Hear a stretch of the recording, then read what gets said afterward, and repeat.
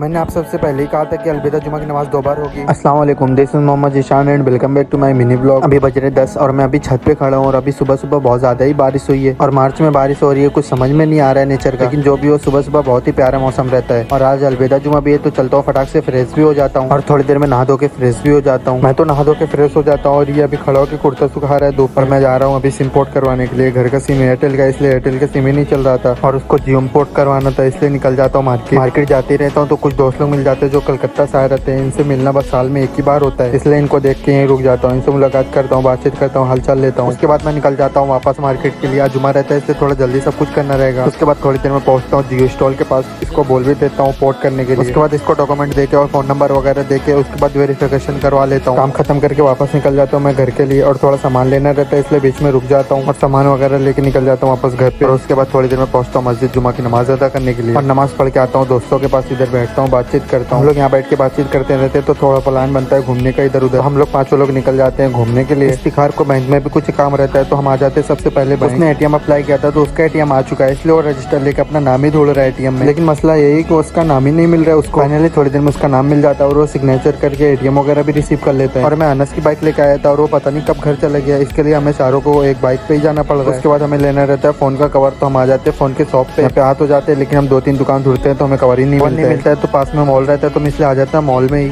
हमें यहाँ से कुछ लेना तो नहीं रहता है लेकिन मॉल पास में ही रहता है, इसलिए सोचते हैं घूमते ही चलूं। लेकिन हम ये भी सोच के आए थे कि अगर कुछ अच्छा दिखा या मिला तो हम ले भी लेंगे, लेकिन हमें कुछ समझ में नहीं आता है, इसलिए हम निकल जाते हैं वापस घर के लिए। और थोड़ी देर में ये लोग मुझे लाके मेरे घर पे भी छोड़ देते हैं। और आज का ब्लॉग यहीं एंड करता हूँ, इंशाल्लाह मिलते हैं फिर नेक्स्ट ब्लॉग में। Follow for more.